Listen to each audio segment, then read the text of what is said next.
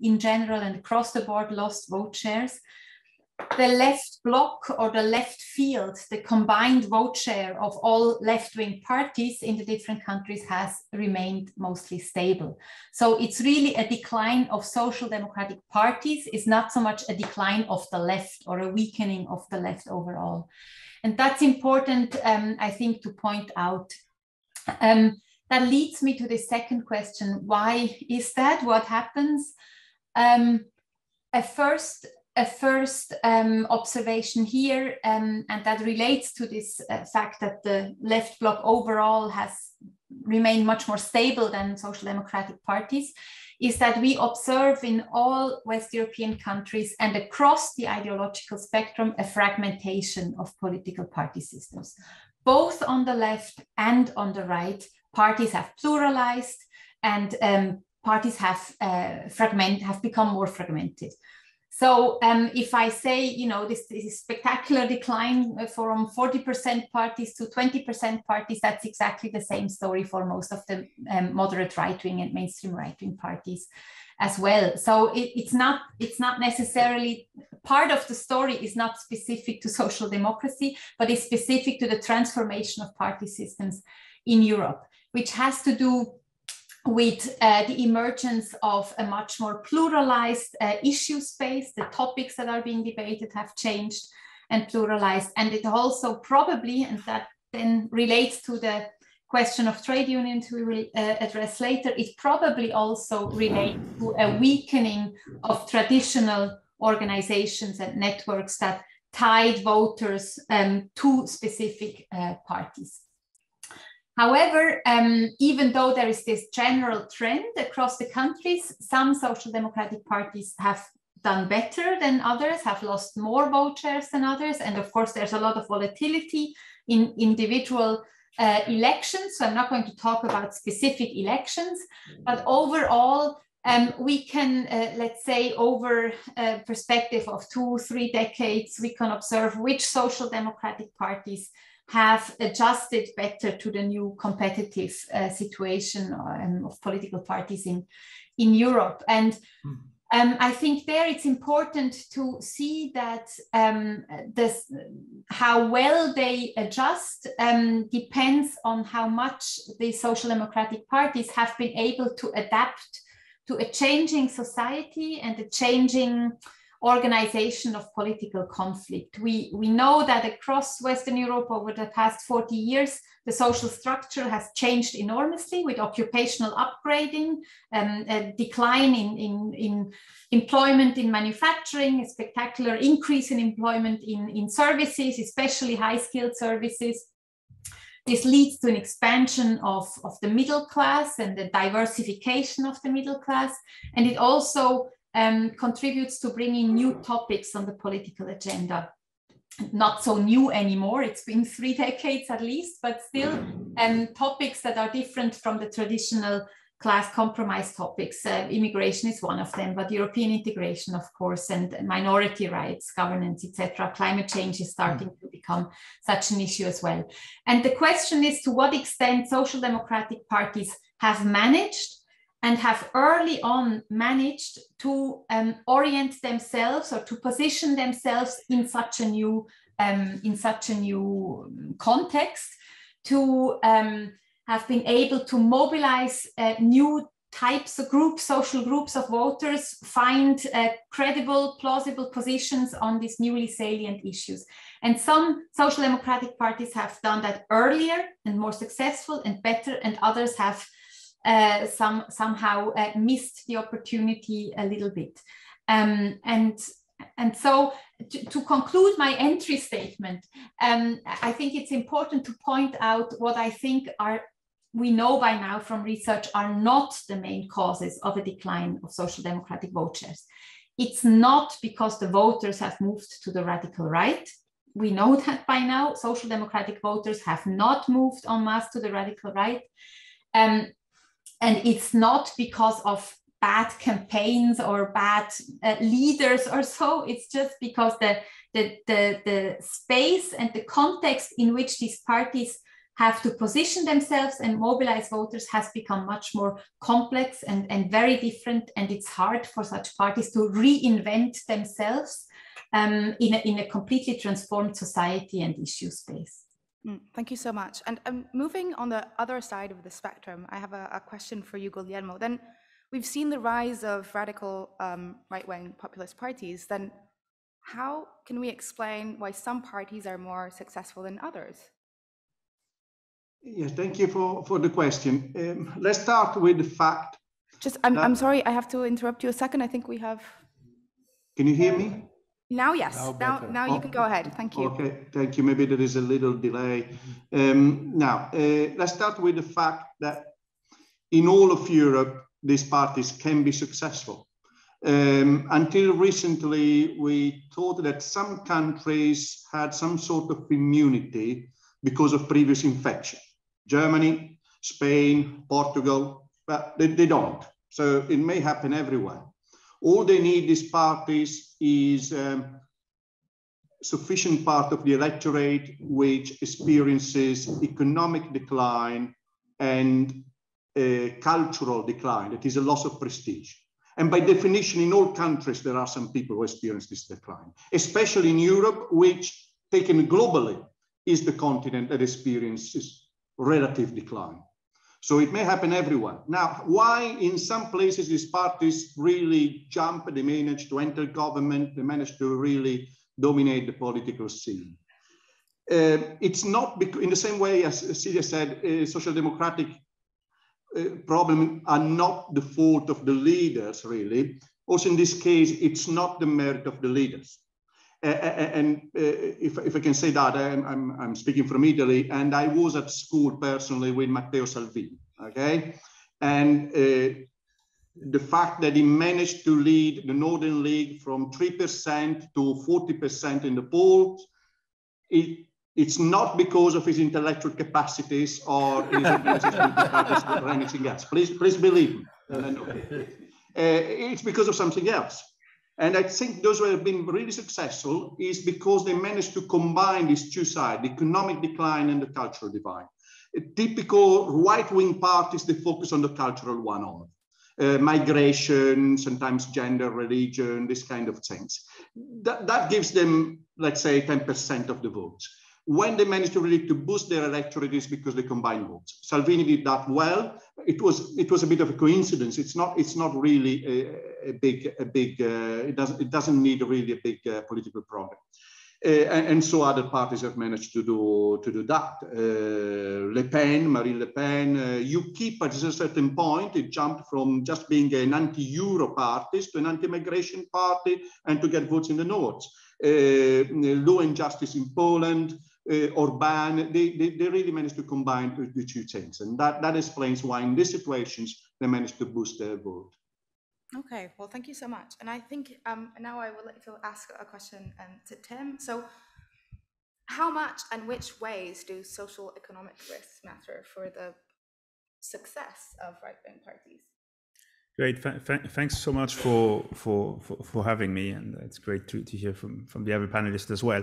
I mean, I think it matters a great deal, and it matters in three different ways. So, which we could, in a sense, summarize as people, parties, and policies. So if you focus on people, there's a great deal of research that shows that economic insecurity, both in absolute terms and in relative decline term, loads heavily in terms of predicting which individuals might or might not vote for far-right parties. But in a sense, we even have now some more causally identified evidence that shows that a number of different economic shocks can be related to increases in support for these parties. Just to give a few examples, trade import shocks, automation, layoffs, debt crisis, even your parents' unemployment experience might be correlated with higher support for far-right parties. But it's not just your absolute experience. This is compounded by a more relative experience. So how you're doing relative to how your parents are doing, how you're doing relative to how you would have thought you ought to be doing, so your expectations, and how you're doing relative to other people in society. Now, what complicates a little bit the story at the people level is that economic insecurity doesn't just load in terms of your probability of voting for the far right. It also affects your anti-immigration attitudes and your level of xenophobia. And there's a lot of research looking at that, which in terms itself is correlated with far-right party support. So that was the people side of the story.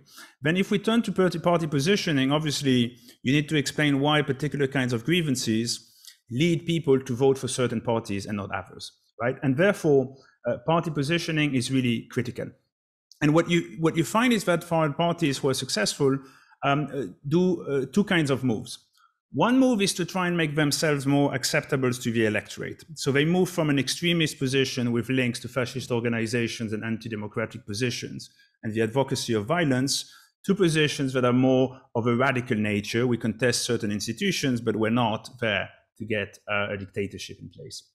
You also find a move from ethnic nationalism to civic nationalism, a form of nationalism that's not based officially, at least, with the ethnicity of people, but it is trying to represent itself as the adherence to particular kinds of values, liberal democratic values. So that's a move that makes them more attractive. But then you have another move at the same time where they try and move away from a market liberal position that they had in the 1990s, for instance. And it's no longer about reducing taxes and liberalizing the economy. Think of Jean-Marie Le Pen's admiration for John Reagan in the 1980s, but it's a more welfarist position, but not any kind of welfarist position, a welfare chauvinist position, right? So saying we'll give you more by taking away from others. And last but not least, there is a policy element to it. And that policy element, again, operates in two ways. So one way is that obviously the extent to which your experience in the labor market or your economic position leads to grievances or insecurities depends on the policy environment.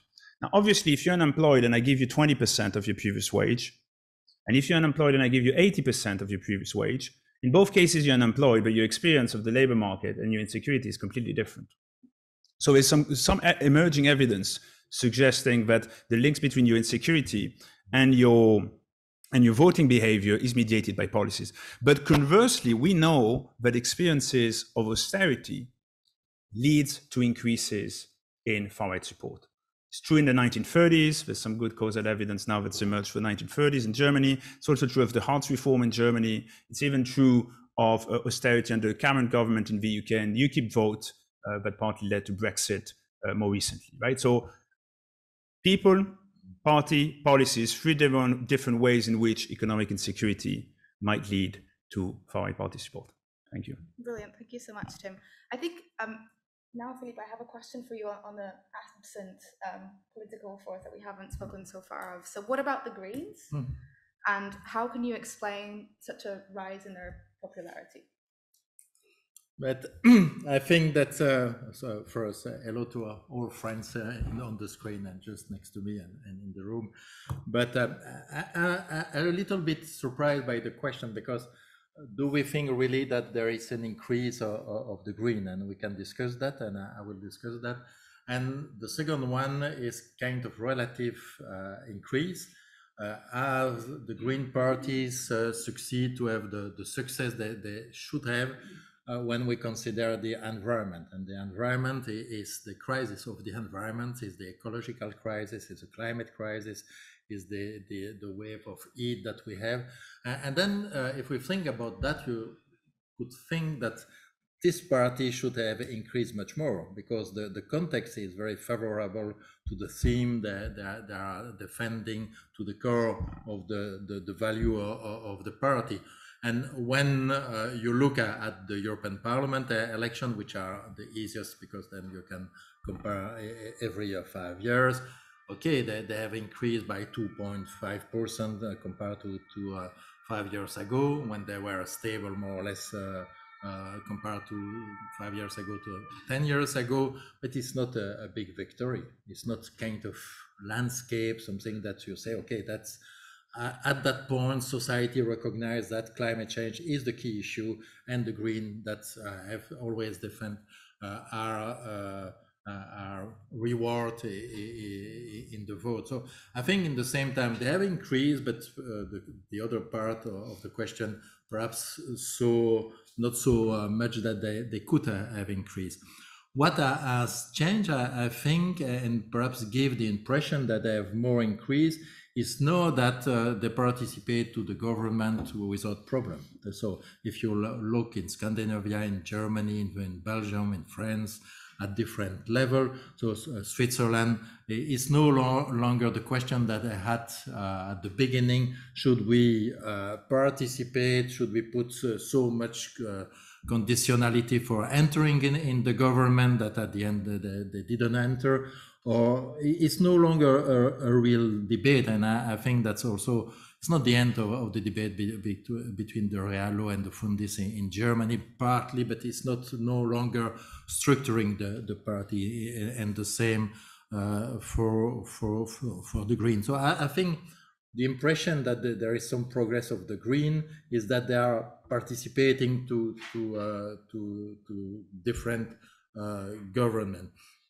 Thirdly, is that when you look the map, is there are clearly in Scandinavian country, but mainly in the center of Europe, from Luxembourg, Benelux, France, Germany, Austria, but they are completely absent from Southern Europe, where the case of one big country being Italy, they never had more than a few percent in Italy, but the same Spain, Portugal, Greece, they are in coalition, but there are few percent if you look, or few members are elected, and they are completely out of Eastern Europe, except when they change, as you know, they change the party every 5 years or 3 years in Eastern Europe. So you have the Green, the Lithuanian Green, which was in reality a center-right party with the Green. So, but the landscape is really divided, and there is very little progress, because they didn't succeed to convince two parts of Europe, the Southern Europe and Eastern Europe, that the Green Party are important. And the last point, I think, and that's the point where they are perhaps what they try to do, and that was very clear in the last election in France, are the environment, the new cleavage, and then you have to reorganize the left around the Green, or is the Green part of the left? And that, see, there depends if you put the Green as something specific, or you put it in the pot of the left. It change a lot, and I think that's the key question now, if they are clearly able to say that's the new cleavage and we are representing that, or they are part of a group of party. And again, France is interesting, because the program La France Insoumise is more or less the same program that the Green. They have a huge Green. The socialists in France have moved to a more green color, and the same, but less, a little bit less by the communists. So it's change, but I think that's the question for the future.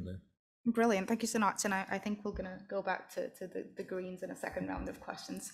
But before that, I would like to focus a little bit more on the trade unions. And I've laid down a question for Celia, but I'm not sure how you will answer this in 5 minutes. But my question is, can social democratic parties still claim to be the political counterpart of trade unions? Okay, thank you so much. Yes, we are raising a lot of broad questions here, but it's very interesting to see the different answers. I would certainly count the Greens in the left bloc, but we can debate that. So are the Social Democrats still the political arm of the labor movement, the counterpart of the trade unions? The short answer to that is yes, because the membership of or the electorate of social democratic parties has changed profoundly from a predominantly working class to a predominantly middle class electorate, more female, more highly skilled, more educated, etc.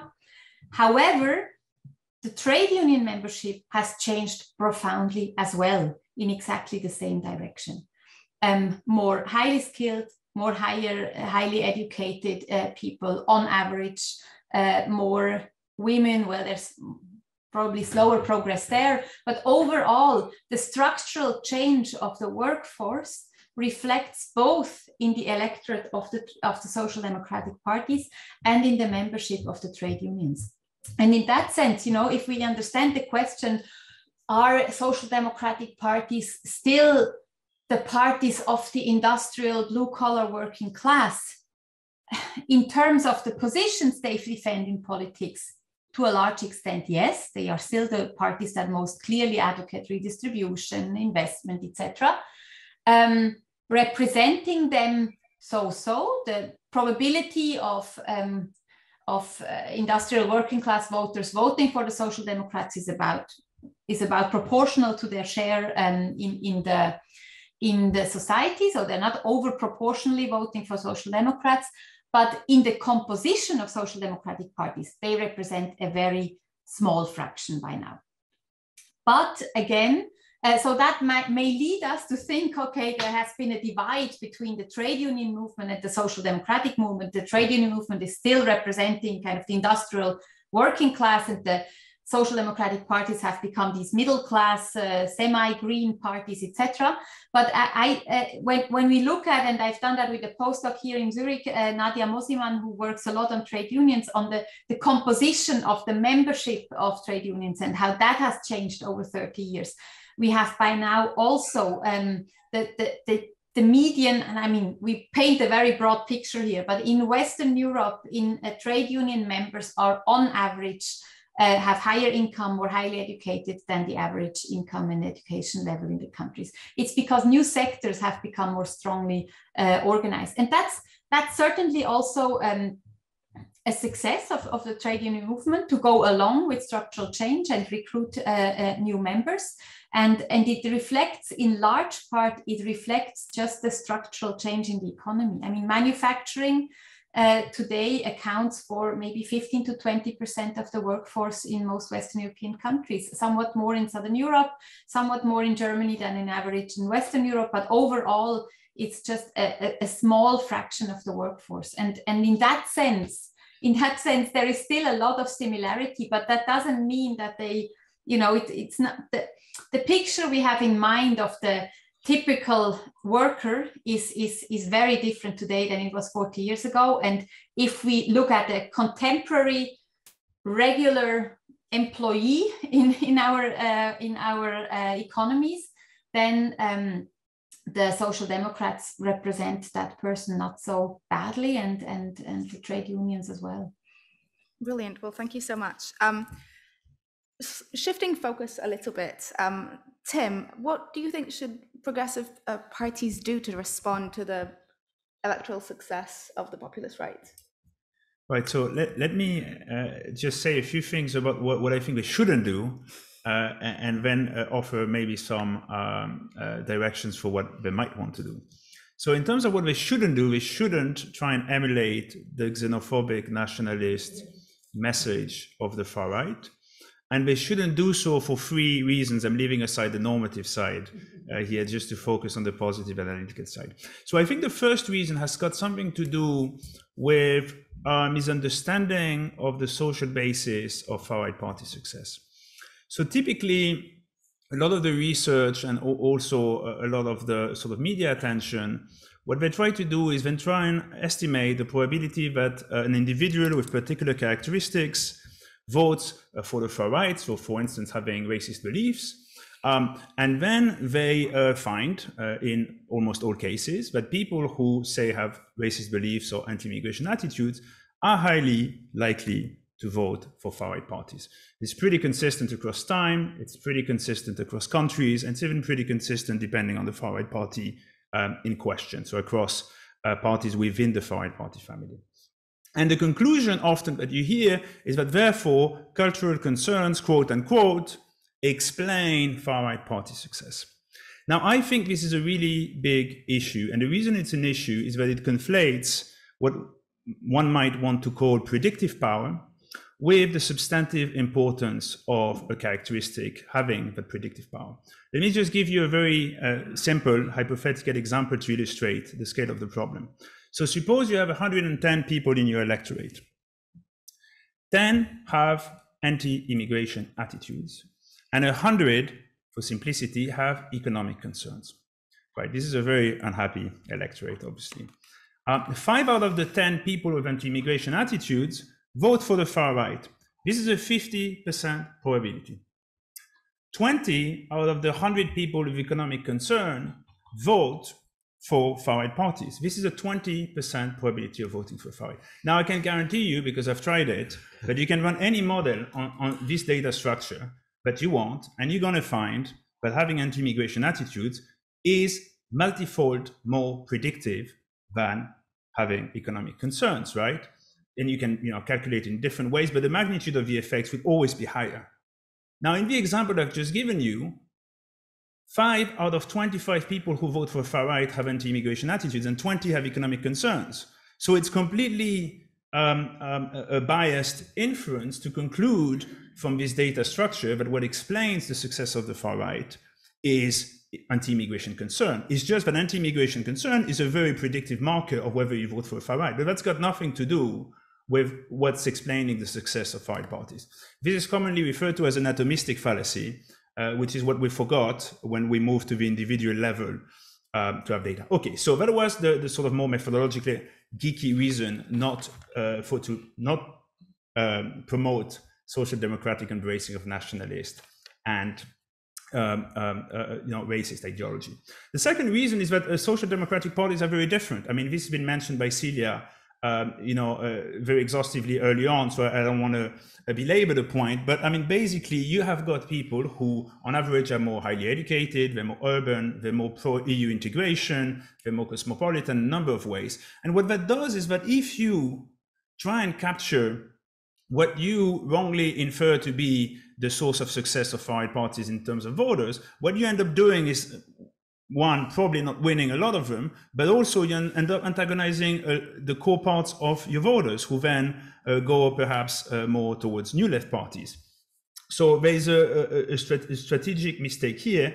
And third reason, I think, is that once you try and do that, not only is it based on the wrong analysis of what's driving the success, and not only is it perhaps dangerous in terms of voting, of losing your voters, but on top of it, what it does is actually benefits the far right. And there's some excellent research by a former colleague of Celia, who we're very happy to have now in Oxford, who shows quite convincingly that what you do when you adopt these messages is you legitimate an ideology, and the party that owns that ideology is the first beneficiary of this.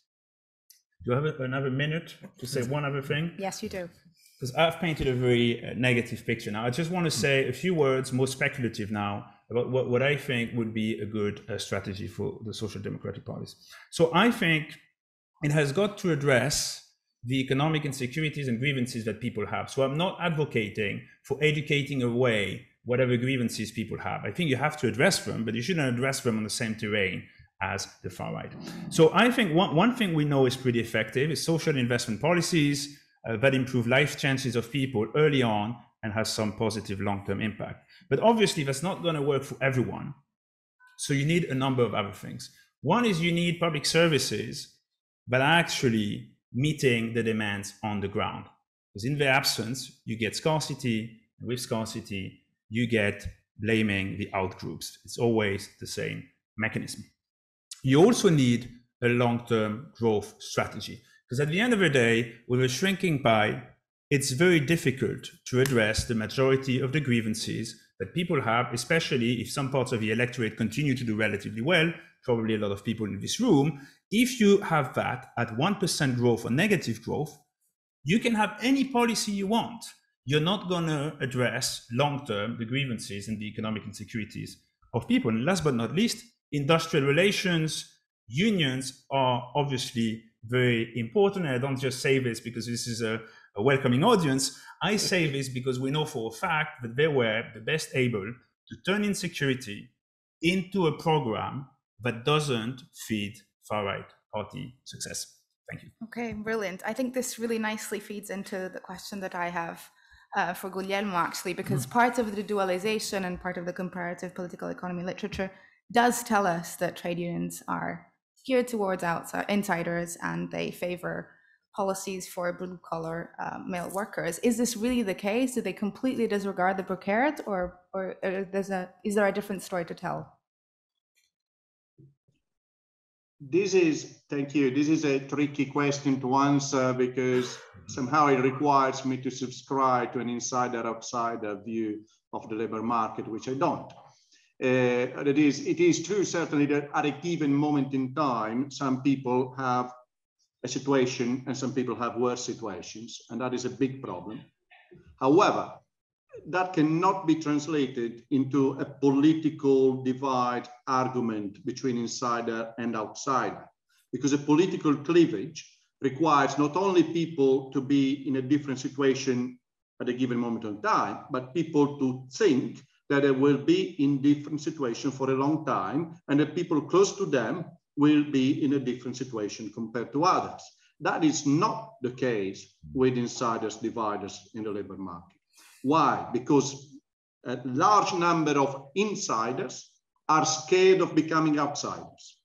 An even larger number, basically all outsiders, want to become insiders. So they don't want to destroy the rights of the insiders because they want to become insiders. Not only, most insiders have some outsiders in their own household, their wives or their children or somebody else. So we have to be very careful to not adopt an insider-outsider view of the labor market, because generally that is used in order to present the insiders, that is the people with full employment rights, as the people responsible for the situation of the outsiders.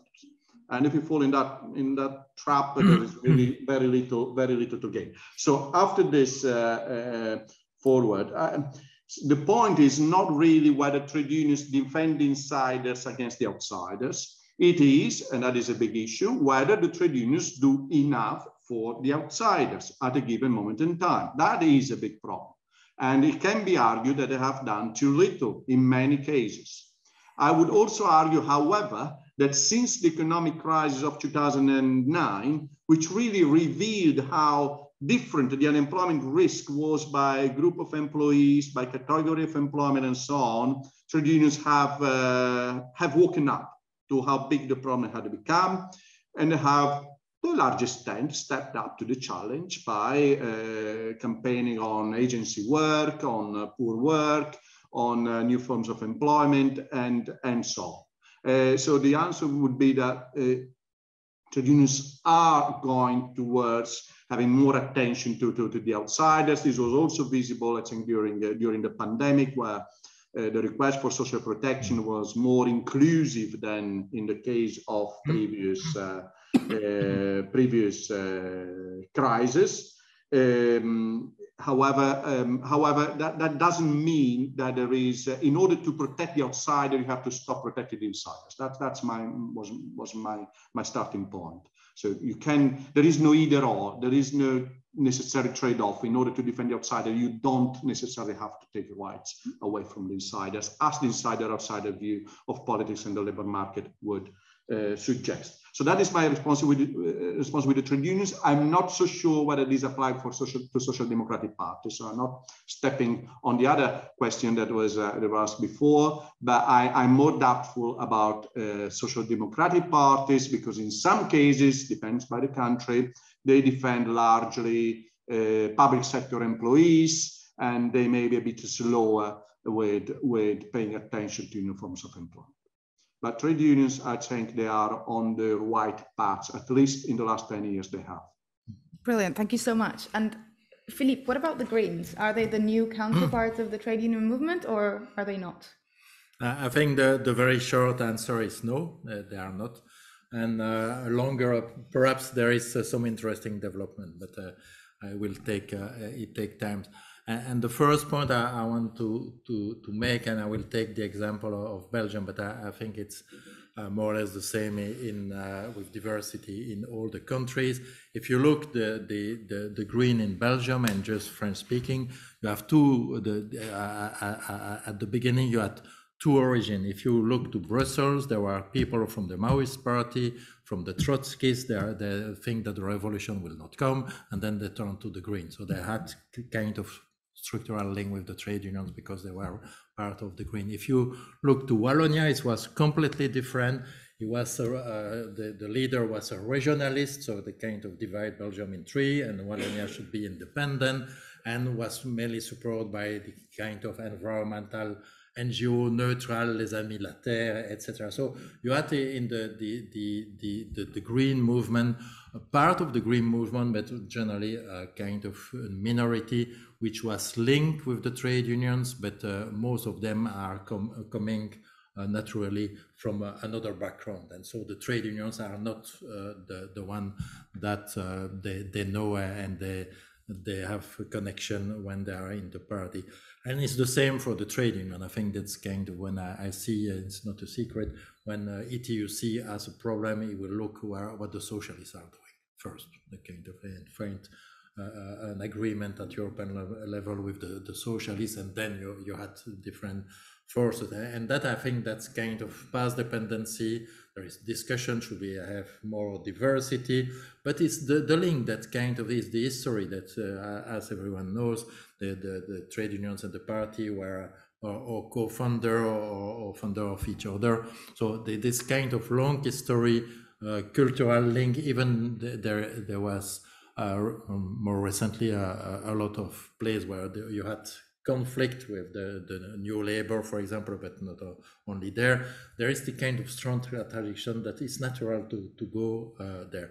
So that's the reason to say more or less no. The reason to say perhaps it's changing is if you look what is happening with the trade union, be at national level or at European level, they are trying now to have alliance with big NGOs and to have a kind of conversation. It's not directly the party, but big NGOs. You had a few years ago interesting dialogue at European level called the Spring Alliance between the EBB, the RPN and the trade unions, so to try to mix the two. You had at European EU in the US, blue-green alliance between some of the trade unions, big sectoral trade unions and Sierra Club, and you have the example which I think is rather fascinating because it's two trade unions with a very different background, CGT and CFDT in France, and they both have alliance with NGOs and structural alliance, and that's rather interesting. So indirectly, if you take that this kind of NGO are close for the party, create sometimes the party is a way to enter in a new conversation. The second element, I think that the start a dialogue is more about the narrative, and from the green you have the environmental justice, and from the, let's say, the social, you have a social justice, and the two poles we arrive now really on the concept of just transition, and the transition is kind of bridge between the one speaking about social justice, environmental justice, and that the concept is the very concept of the trade union. So if you speak to trade unions, what they are proud about having achieved is just transition. So there, I think there is also kind of new bridge that you can have. The problem with just transition is that everyone agree, and then the concept, nobody can define what is the concept because there is more and more blurring, so we agree on something that we don't know. And finally, you see some kind of new initiative to giving again the example of Belgium, to try to link environment and welfare state, and in Belgium they create kind of commission with academic trying to develop this concept. It should be done also by the Green at European level, and once again that creates some kind of intellectual link that you can create more interaction between groups that I would say the trade union continue more to have a direct link with the social democrat or socialist parties. Brilliant, thank you so much. And now moving more on union membership, Celia, do you think that they still have motives to remain loyal to the social democratic parties, or have unionists moved to other political forces in terms of voting preferences? Okay, I talked a lot about the composition of the union membership and social democratic electorates before, so I saved some time that I can use now also to address some of the points that Philippe just mentioned with regard to the Greens, because I think that's really an important discussion we need to have, what the relationship between union movement, labor movement, and the Green and left libertarian parties overall is and should be in the future. And I think it relates to your question of where do unionized left social democratic voters go? Are they loyal to social democratic parties? Do they go to other parties, etc.? We have indeed looked at that in a recent research project together with Nadia that I mentioned before, and also Philipp Rehm, Herbert Kitschelt, who are working on social democracy as well. And there we could look into the vote switching patterns of unionized and non-unionized voters over time. And so what we find overall, and this is mostly kind of a continental and Nordic European story, slightly different in Southern Europe, where the kind of the main rivals of social democratic parties are a bit different. But what we find is that trade union membership indeed kind of stabilizes the social democratic vote. So overall, unionized social democratic voters are overall less likely to switch away to a different left-wing party or different party than non-unionized social democratic voters. However, as we have seen, social democratic parties have lost a lot of voters, and they have also lost unionized voters. And here, the most important lesson, very much in line with what Tim has explained before, is that unionized social democratic voters do not go to the right, neither to the mainstream right-wing parties nor to radical right parties. And this idea is simply, I mean, we don't see it in the data.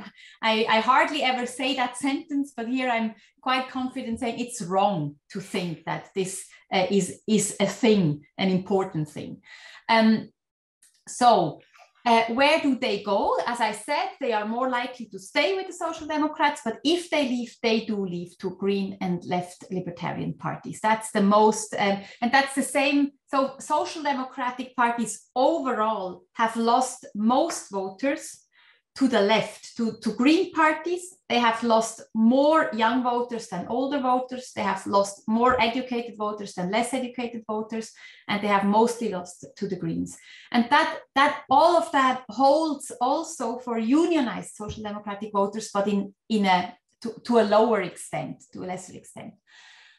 Now the reason why, so I do think that right now the Greens are not the counterpart, the natural ally and counterpart of the trade union movement.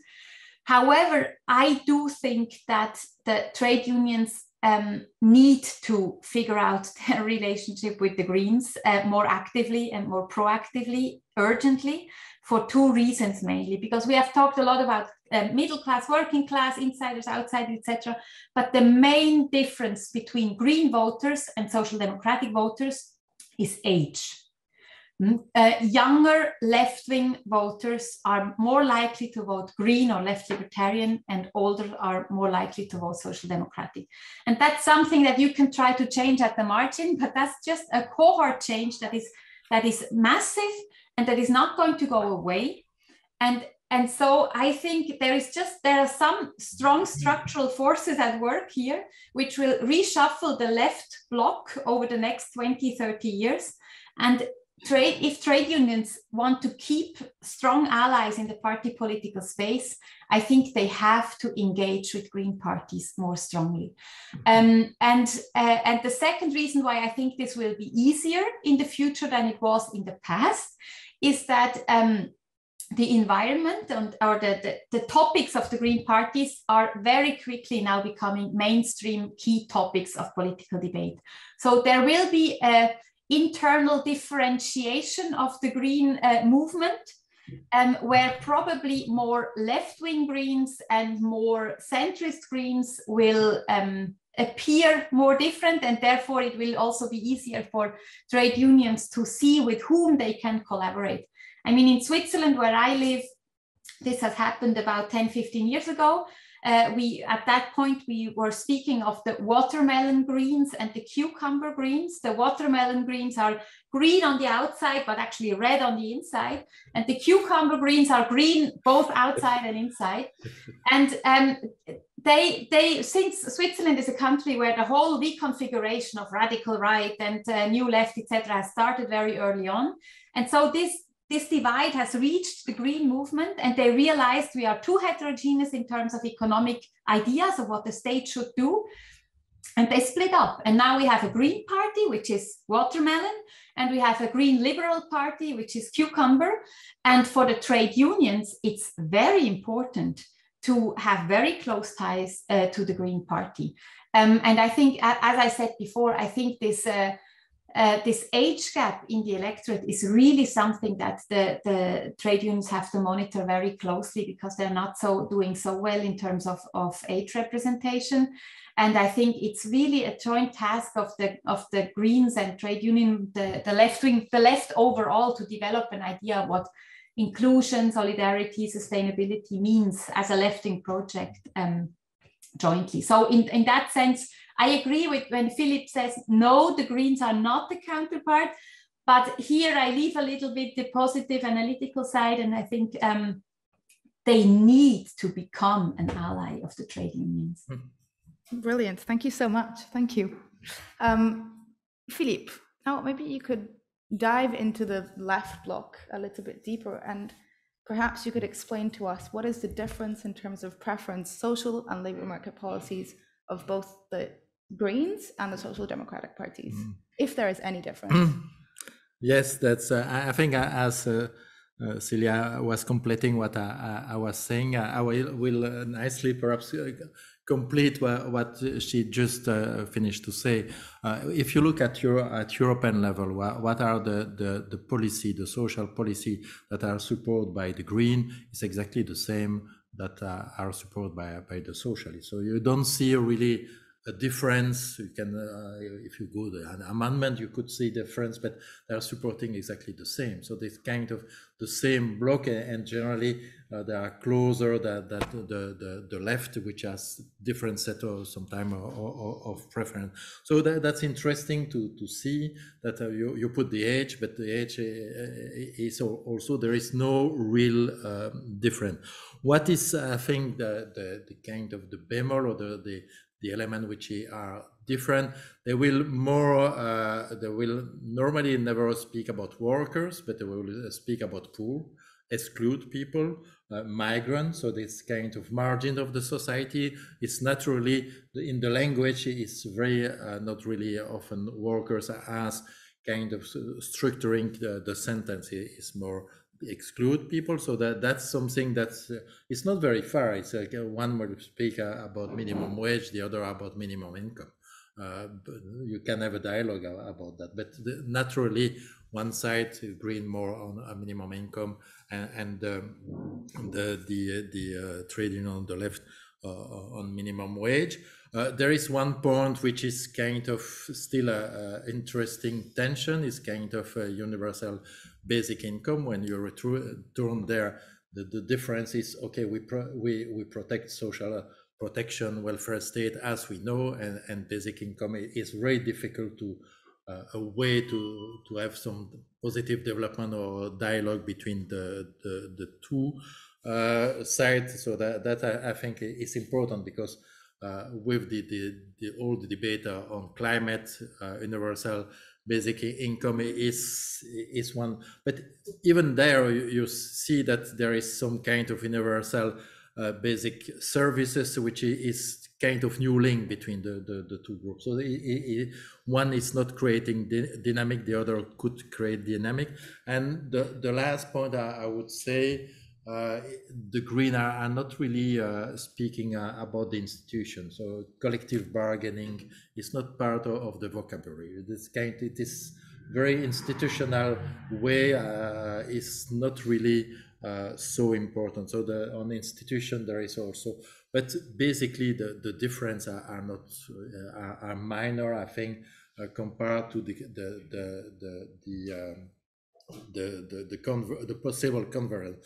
Once again, you return that what you said with the concombre and watermelon and my two sides of Belgium, of French-speaking Belgium.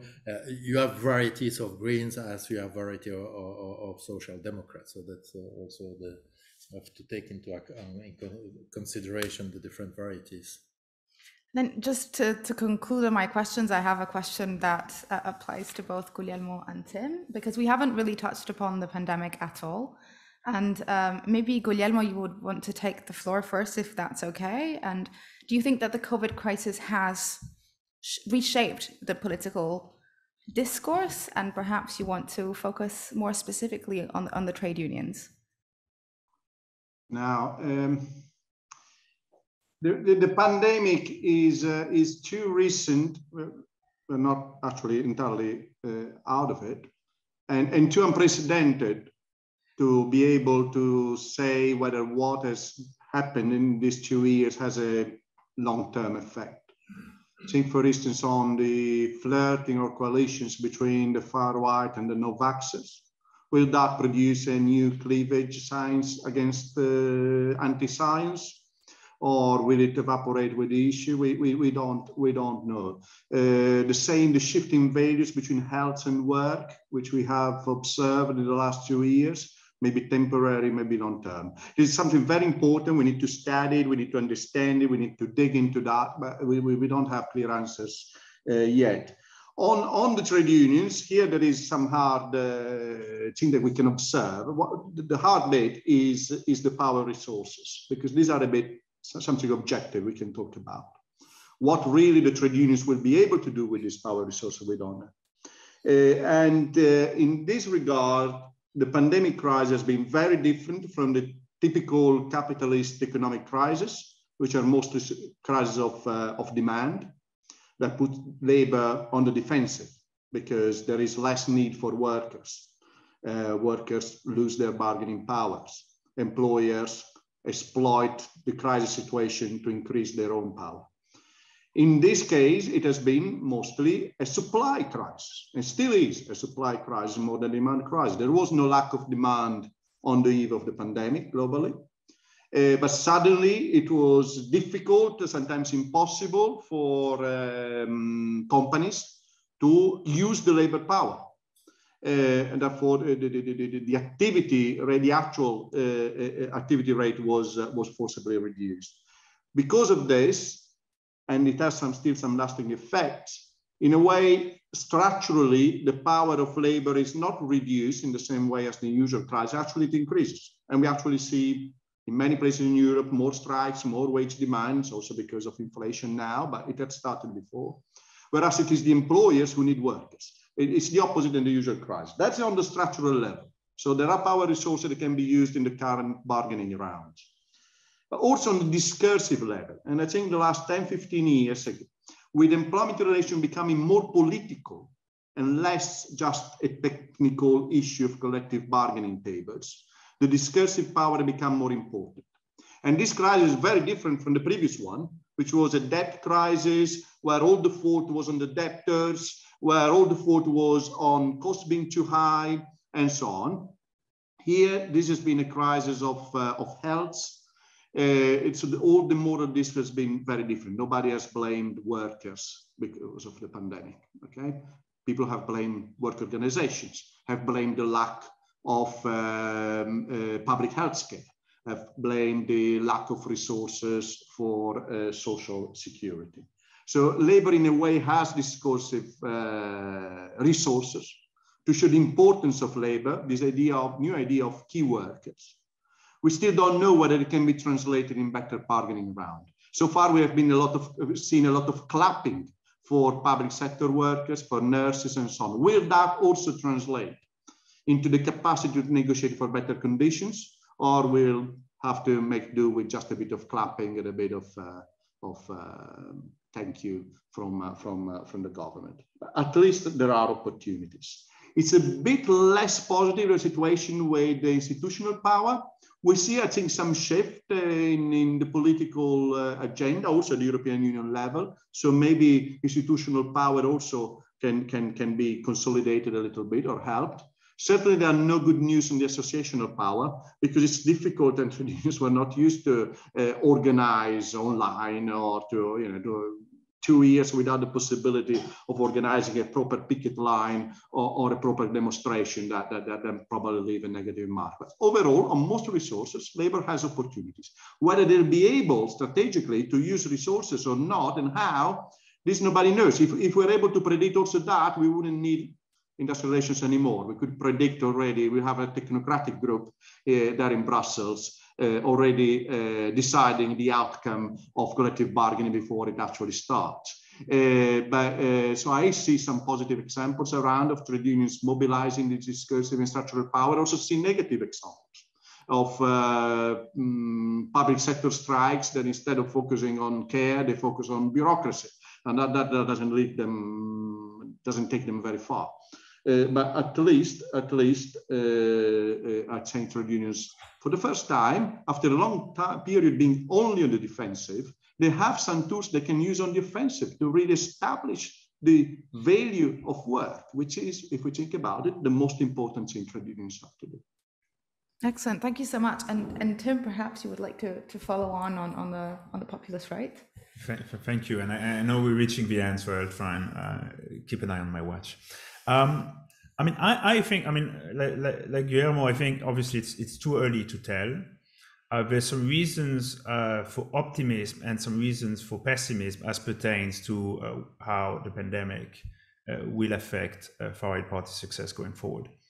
And like most things in life, you know, as the time evolved, the reasons for pessimism dominate the reasons for optimism in this particular case.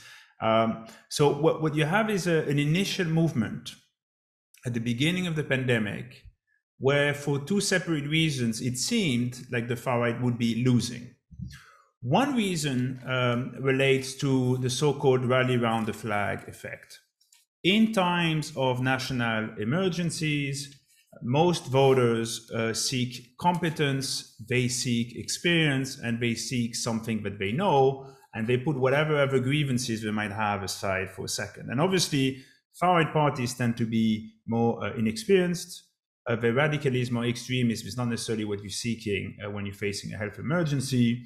And it also reduces the saliencies of the issues that the far-right party owns, immigration, at the benefit of issues that far-right parties tend to not own, health, and so on, which often, I mean, at least in the UK, are owned particularly well by the left. So you've got this rally around the flag effect benefiting the incumbents, the mainstream incumbents, and you have a welfare state effect whereby most governments step in some cases in really unprecedented ways. Just an exemplary fact, in the UK, at what point during the pandemic, 10 million people, about 1/3 of the labor force, were on government wages, essentially, either directly or indirectly. This is an incredible statistic for what used to be called the liberal market economy just a few years before the crisis. And what that does is that it increases trust in institutions, it increases trust in the welfare state, and perceptions of social solidarities. So that's the good news. Now, the bad news is that after the initial phase of the crisis, you had two separate dynamics pulling in a way that could benefit the far right. One had to do with the restrictions that were implemented. And I'm not talking here about whether or not they were justified on public health grounds or what the evidence was. I mean, on both cases, I think there were very good reasons to impose the restrictions, but that's an analytically separate debate in a sense. What's sure is that regardless of the rationales and the effectiveness of these measures, that antagonized quite large parts of the electorates. And it allowed a lot of far-right parties to move from an initial position where they were the ones calling for interventions to very quickly, I mean, you know, they're very versatile in this kind of way. Some might call, might say, unstable. They moved away and against lockdowns, right? So they started saying, no, you need to remove the lockdowns. These are authoritarian assault on our freedoms. We have to we should lift them all. The economic costs are too dire. So the AfD in Germany argued that freedom of speech was the clearest victim of Corona. The Austrian FPO claimed to have prevented courts' surveillance state. And so you see here they adopted this rhetoric, anti-lockdown rhetoric. So they tried to capture some of that protest vote, and you see it also in North America to some extent. Second reason for pessimism, and I'll finish, is that national lockdowns obviously came at a cost. And they came at a cost that combines to make matters very, very tricky indeed. Obviously, that had a fiscal cost. Debt increases, fiscal capacity becomes reduced. But also you have a looming, maybe now not so looming, economic crisis at the doorstep, compounded obviously by geopolitical developments. But these economic developments are going to really increase the economic insecurities and risks that people face in the electorate. And these are going to translate to the benefit of government, of parties that are not seen as being responsible for whatever role the national lockdowns might or might not have played. I mean, again, whether objectively you have such strong causal chains is debatable, but subjectively and in terms of rhetorical terms, that's something that really played off. I mean, even in the recent national election, we know for sure that purchasing power went in the top 3 biggest concerns, and that the Rassemblement National moved to try and capture these grievances. So optimism in the short term, less good things in the longer term, but it's too early to tell. Brilliant. Well, thank you so much. I think we've concluded with my set of questions at least, and so we can open the floor to your question. Guglielmo has been highly efficient and he has responded to all of the questions online. So I think we can just move to those of you that are here. If you could just stand up and just introduce yourself very briefly, and then maybe we can take a few questions, and then we can see if we have time for a second round.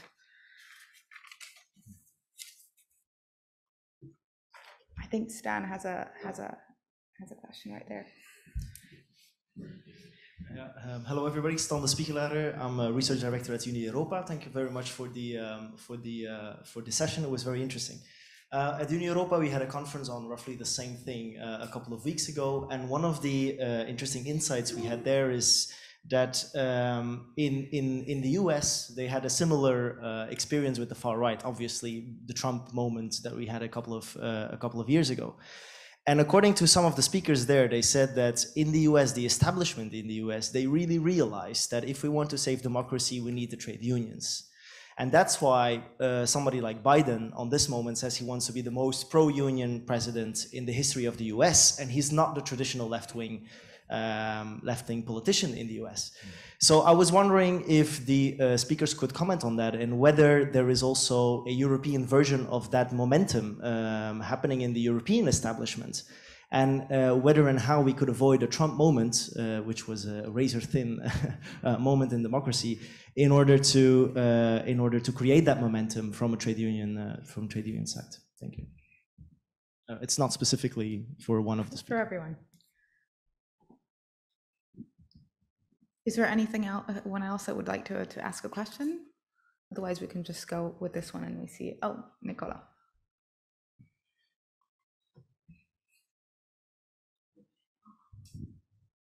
Thank you very much. Extremely interesting, thought-provoking presentations. There was, in a number of your presentations, the question of a class and how classes have changed and how voting patterns are shaped by a class, membership class perception came up.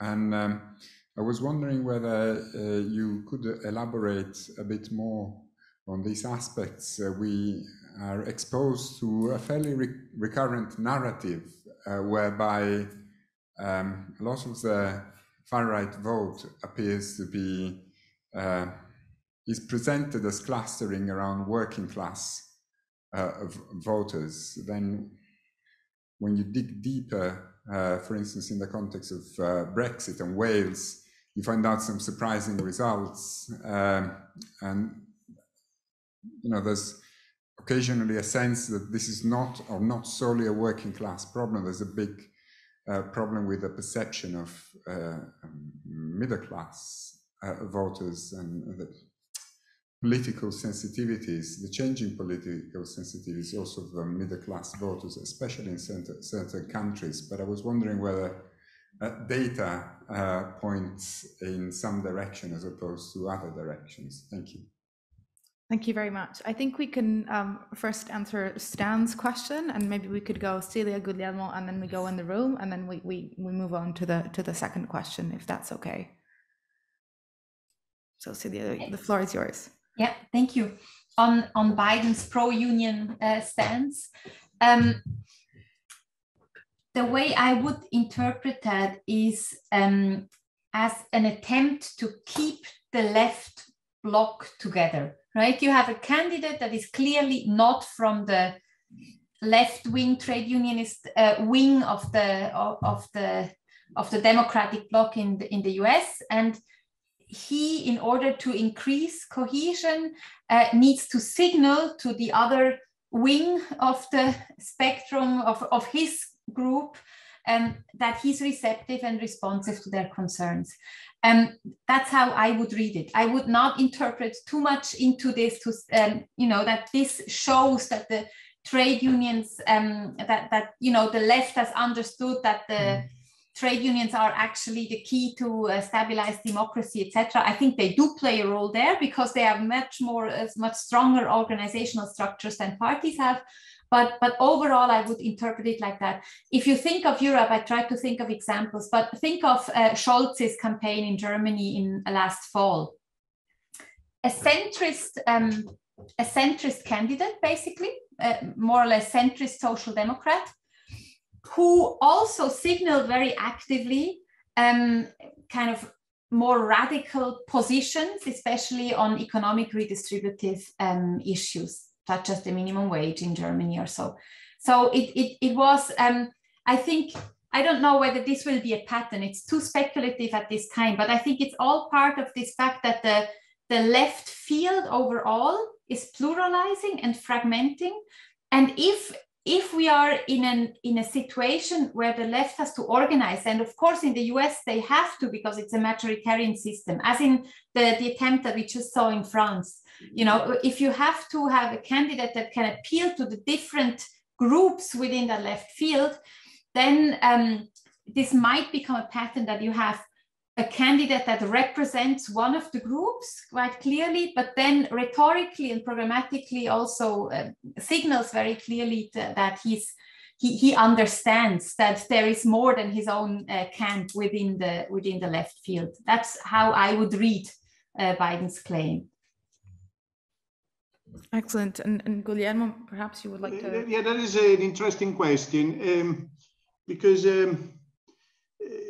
trade unions, in order to have political influence, they need to show that they are somehow necessary. And one theory in the last 10, 15 years has been that trade unions are less important in politics because parties perceive that they don't channel votes anymore and they can't protest very much anymore.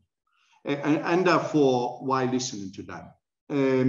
Now, as the pandemic changed this, there are some elements that it did. I mean, I think in Italy, where I'm speaking from today, trade unions had a declining political influence in the last 15 years.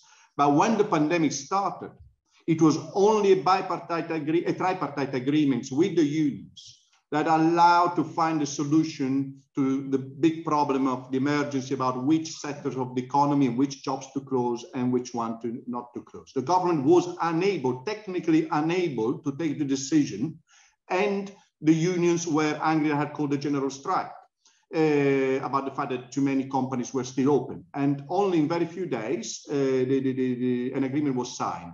Later, this set a pattern and agreements were signed on all the other issues with the pandemic, on when to reopen. And that I spoke to employer association representatives, and for the first time in many years, our members realized why they paid the fee to the employer association, because we allowed them to reopen with another agreement with the trade union. the same on health and safety, even vaccinations in the workplace were through agreements with the unions. Is this only in the case of a merger? Does it set a pattern for a positive experience?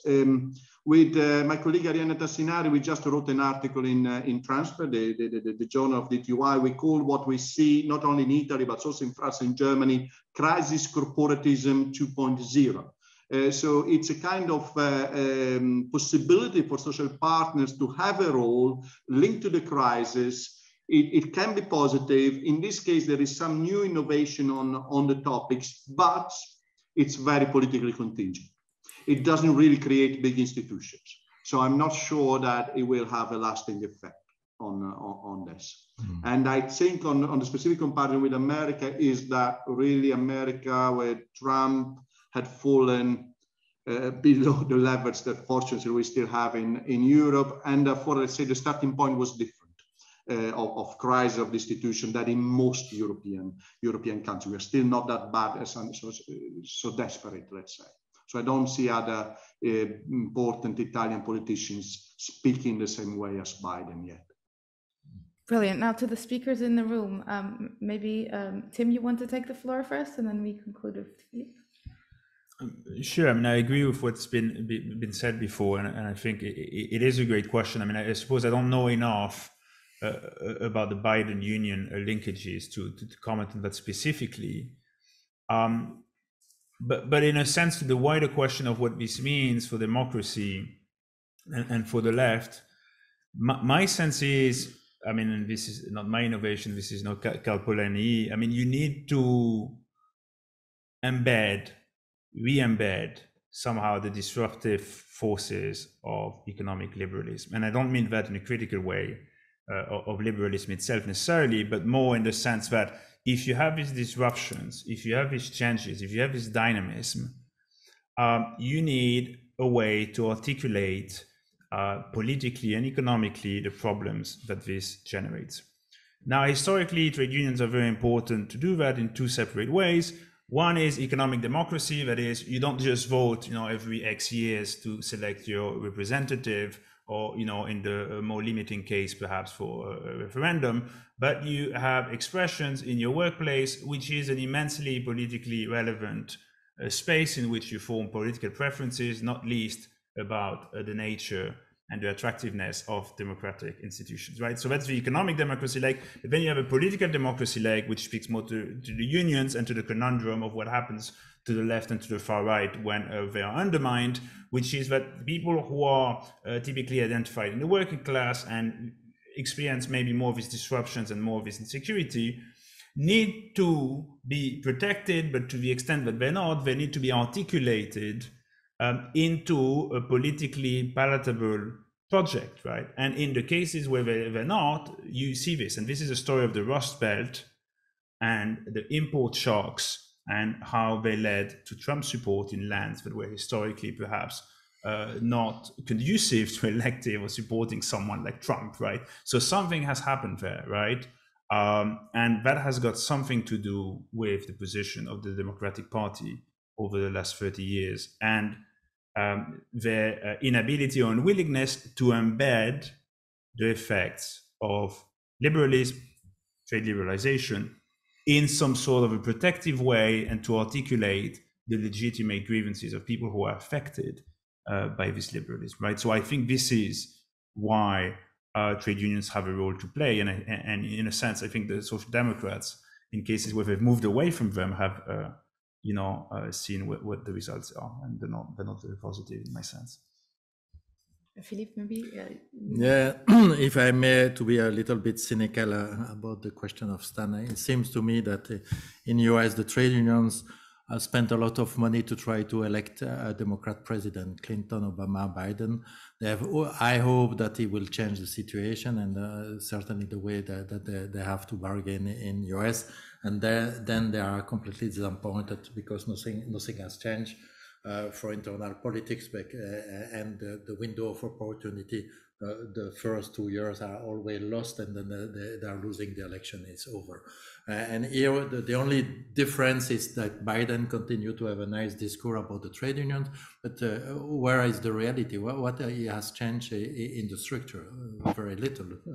And then that's perhaps the problem, and the chance of the Democrats to win the election are very low. I just checked yesterday that the popularity of Biden is below Trump at the same period. So that's kind of don't give hope. The other one is something that I want to share because I have no idea, and I have to dig in the figure a little bit more. But since I'm in this institute, I'm just checking the numbers of members of the TUC.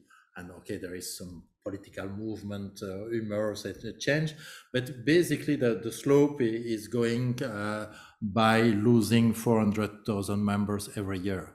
And it's very, very clear then if you take out the political decision that is, then it means, has to be verified that the external event, as if you take Europe or the membership of the trade unions belonging to the TUC, very little effect on the number of members. Be the crisis 2008-13, the slope didn't change at all. Neither the situation now that we all described that was much more favorable for the trade unions. That we have perhaps to check a little bit for the next 2 years. So it seems to me that you have two parts. One part on membership is not working. It's not that there is a change of discourse that has a clear effect on the members taking this aggregate data, so they kind, but more and more also they give precise data and not a kind of estimation or political element. So I cannot explain that, but I think it's interesting to perhaps to dig a little bit more between the different form of power and why the members are not returning. If you have, once again, the limitation is that you take 35 countries and then you can have other expect, but it's on 15 years. Thank you. And maybe now on to the next round on class and voting behavior. And I think we can use the same way around. And Cyril, maybe you want to take the floor first. Thank you. I will be brief. So, of course, party electorates are always heterogeneous, right? They are never very, you know, if you look at who votes for different, you always find voters from all classes and groups and occupational classes in different parties. But what we can see is which groups are over proportionally represented in these parties. So if we talk about working class voters in different parties, as I said in the beginning, the working, or what we meant by the working class in the in most of electoral sociology and in the 20th century, the kind of the manufacturing production working class is by now just a very small part of the electorate, and therefore in all parties they are only a part of the electorate. What we do see, however, is that the propensity with which they elect right-wing populist parties is higher than among the other classes. And that's quite clearly the case. So if you look in terms of especially education, also occupational class, working class voters are clearly overrepresented relative to their share in the society, overrepresented in the electorates of radical right parties. How does this square with what we said before about working class voters not moving from left to right? Most of the working class voters who vote for radical right parties have never been on the left before. That's also why it's this fallacy of winning them back. They have never been on the left. And so it's also not about winning them back. So I think that's how this goes together. Most of especially younger production workers have never been socialized into a left-wing milieu. I think that's clearly quite clearly we can show that. One thing that I think we need to be careful about is in terms of terminology when we talk about middle class and working class. I think there's a bit of confusion sometimes when we speak about that. The kind of the skilled working class, the skilled production worker in today's labor market is not the super precarious, lowest precarious worker, lowest income class. The skilled production worker is actually lower middle class, we could say. And that's the main segment that these parties manage to mobilize. It's not the poor, it's not the service precariat, it's not the migrants, but it's really kind of this lower middle class, which are, as Guillermo has explained, which are worried about status decline and loss of security and status, etc. So that's where I think sometimes a confusion comes about between, is it a working class or middle class electorate? It would probably be most accurate to speak of lower middle class, because that would also highlight that in today's labor markets, there is a lot of people kind of below this working class or lower middle class strata that is the main mobilization ground for radical right parties. A lot of, let's say, people in unskilled, non-manual jobs, migrant workers, etc., they are actually mobilized by no party at all. I mean, the main vote choice is abstention. And so I think we also need to rethink about who we have in mind when we think about the working class voter. Excellent. I give the floor to you, Guillermo, but I would like to ask you all to be a bit mindful of the time. We have 4 minutes left, so if you could just give a...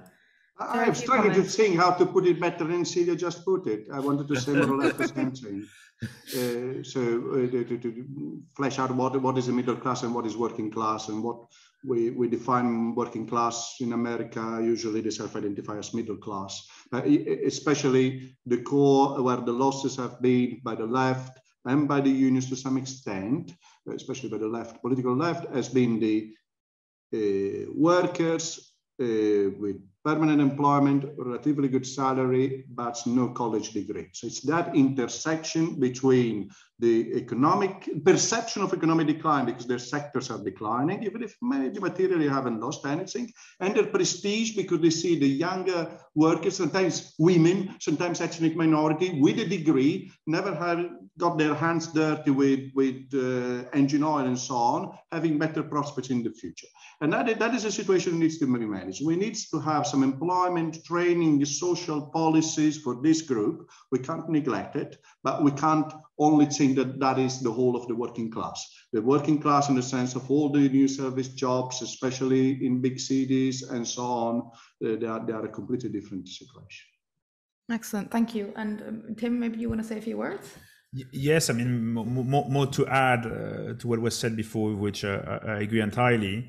I mean, I think indeed, again, difference between predictive power and composition in the electorate, they might be overrepresented, but they don't account for a success. I think the key is always to think for successful parties, they have core voters and then they have a peripheral voters, which they managed to attract. And it's this ability to bring these people that matters.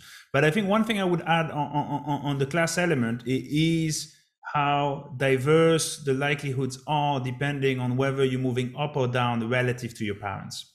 So social decline. So if you're working class, but your parents were from an upper class background, you're really, really highly likely to vote for the far right.